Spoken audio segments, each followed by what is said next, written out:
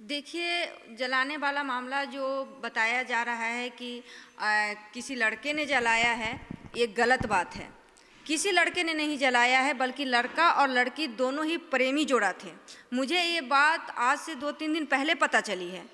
मैं ही उस लड़की को हॉस्पिटल में जा कर के लाइव चला कर के ये बात दुनिया के सामने लाई हूँ, ठीक है ना।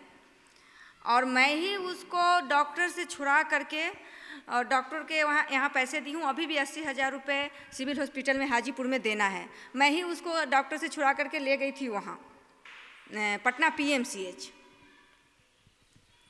पटना PMCH मैं ही ले गई हूँ। मैं ही एम्बुलेंस का भी खर्च दी हूँ और मैं ही उस दिन उनकी माँ को भी कुछ पैसे दे करके आई थी। फिर मैं गई हूँ तो उनकी माँ को ही पैसे दे करके आई हूँ और मैं ही सब कुछ कर रही थी। लेकिन जब वो लड़की मर गई तो उसकी माँ ने मुझे खबर दिया, माँ ने नहीं, उसके मौसेरे भाई ने मुझे खबर दिया कि दीदी क्या नाम है, गुलजार नहीं रही, ख़त्म हो गई है 12 बजे रात में, तो क्या आप आ जाओ पटना। तो मैं बोली ठीक है, मैं आ जाती हूँ। तो मैं वहाँ पे गई तो वहाँ से पहले से ही वहाँ कुछ मतलब 10 से 15 युवा लड़के वहाँ पे बैठे हुए थे। तो जब मैं गई तो उन्होंने जाते ही मेरे साथ लड़ाई धक्का धुक्की करने लगे। जाते ही एकदम मेरे लिंचिंग करने का पूरा प्लान बना करके वहाँ पर बैठे हुए थे। और एक महिला बिल्कुल हथरस कांड जैसे वहाँ पर उसकी माँ के बीच बैठी हुई थी, जो मुझे बोल रही थी कि आप क्यों आए, आउट गो आउट, जाइए, आप बाहर जाइए, आपको किसने बुलाया है। मैं बोली मैं ही यहाँ पे आ रही थी, उस टाइम से तो कोई नहीं आ रहा था, जब आज ये मर गई तो तुम लोग यहाँ पर आ गए। तो बोले इतना मतलब मेरे साथ बहुत ज़्यादा हुआ। और मैं वहाँ से लोगों ने मुझे समझाया कि देखिए यहाँ पे पेशेंट है, आप किरण जी आप ही साइड हो जाइए, ये जो लोग हैं ये शायद आप ही को मारने के लिए आए हैं। और सारे गार्ड आ गए थे, मेरे पीछे खड़े थे गार्ड। तो मैं वहाँ से हट के गाड़ी में बैठ गई और मेरे हस्बैंड वहाँ पे थे, जहाँ लड़की का पोस्टमार्टम होने गया था वहाँ मेरे हस्बैंड भी गए थे साथ में। तो मेरे हस्बैंड को भी उन लोगों ने लिंचिंग करने की कोशिश की।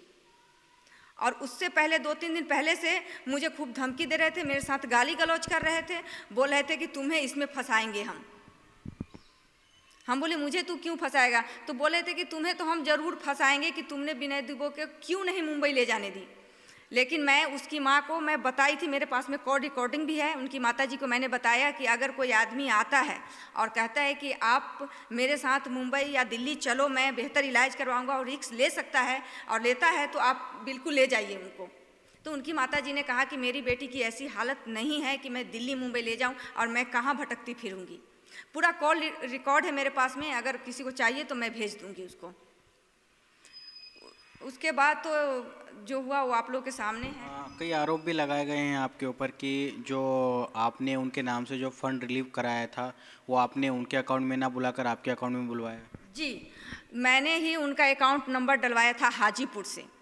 तो उनकी माताजी एक दिन मेरे घर आती हैं और कहती हैं कि किरण मेरे अकाउंट में कोई पैसा नहीं आया है, कि मेरा ये दूसरा अकाउंट डाल दे। मैं बोली ठीक है मैं डाल देती हूँ। फिर वो मुझे बताने लगी कि ये दूसरा अकाउंट में मेरे भाई ने 6,000 रुपये भेजे थे अभी थोड़ा दिन पहले, तो किसी ने इसमें से उड़ा दिया था। मैं बोली ऐसे में तो तेरा पैसा आएगा, कोई उड़ा देगा और यही अकाउंट वाली हाल हो जाएगी। ठीक है मैं अपने अकाउंट पे मंगाती हूँ, इसलिए मैंने अपना अकाउंट डाला था।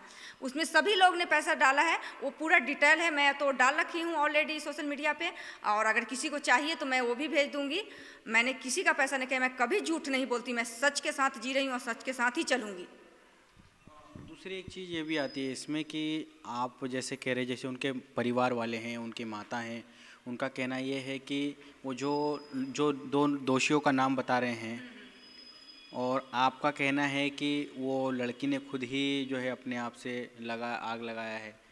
जी, वो मैं नहीं कह रही, वहाँ के आसपास के लोग कह रहे हैं ऐसा कि लड़की और लड़का दोनों ही प्रेमी जोड़ा थे, जिनका अफेयर 2 साल से चल रहा था और इसी की शादी का दबाव चल रहा था। दोनों में लड़ाई झगड़ा चल रहा था, लड़का लड़की में भागने की, शादी करने की। वो लड़की भी बयान में दे रही है कि बोल रहा था कि भाग मेरे साथ में शादी के लिए बोल रही थी वो लड़की। तो यही बोल रहे हैं वहाँ के आसपास के लोग कि लड़की ने खुद ही जलाया है। हाँ, ऐसा मैं आपको जैसा मैं बता रही हूँ कि आज से 2-3 दिन पहले मुझे पता चला, तो मैं यहाँ के आसपास के लोगों से जानकारी हासिल की थी ये बात के। और उससे पहले नहीं तो वहाँ पे कोई हिंदू जा रहा था लड़की से मिलने, ना कोई मुसलमान जा रहा था, ना कोई दूर दराज के लोग आ रहे हैं कि उस लड़की को मदद करते।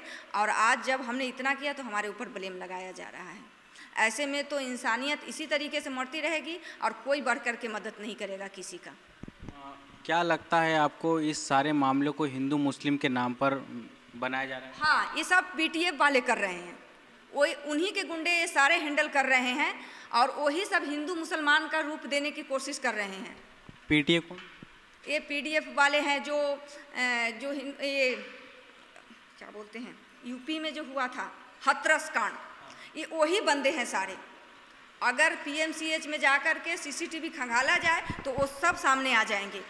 जो मेरे साथ भी लिंचिंग करने की मेरी भी कोशिश की है वो सब सामने आ जाएंगे। ये सब उन्हीं का हाथ है इसमें से। अगर प्रशासन हरकत में आती है और उसकी माँ का अगर फ़ोन मोबाइल लिया जाता है और उनका डिटेल अगर निकाला जाए तो सारा सामने सच आ सकता है। कुछ लोग हैं जो अपनी राजनीति छवि चमकाने के लिए इसको हिंदू मुसलमान का नाम देना चाहते हैं। तो हम चाहते हैं कि जितने भी जिम्मेदार व्यक्ति हैं वो आगे आएँ और आगे करके अपना से वो खुद से हैंडल करें इसको।